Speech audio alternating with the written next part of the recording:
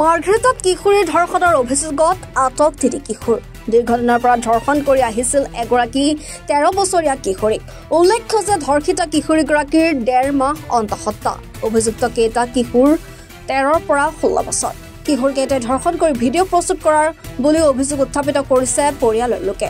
কিশোৰীগৰাকীৰ পৰিয়ালৰ এজাহাৰৰ ভিত্তিত মাৰ্ঘেৰিটা আৰক্ষীয়ে আটক কৰিছে 4 কিশোৰক।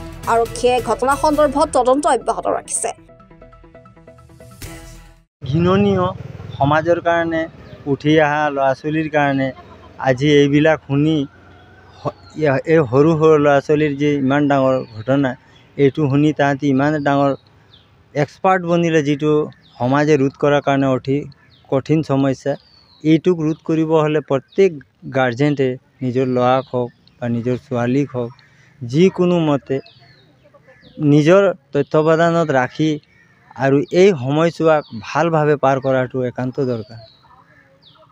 এই যৌৱন কালতে এইটো হোৱাটো সমাজৰ কাৰণে বহুত বেয়া।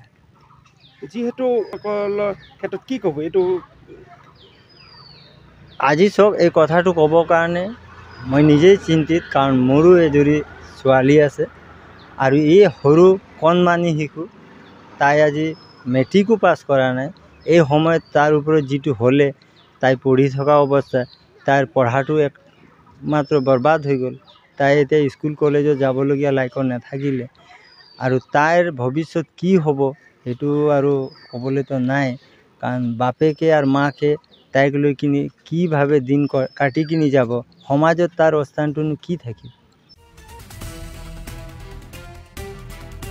মাৰ্ঘেৰিটাৰ পৰা অভিজিত কাকতিৰ ৰিপৰ্ট, এনি ভাৰত 24।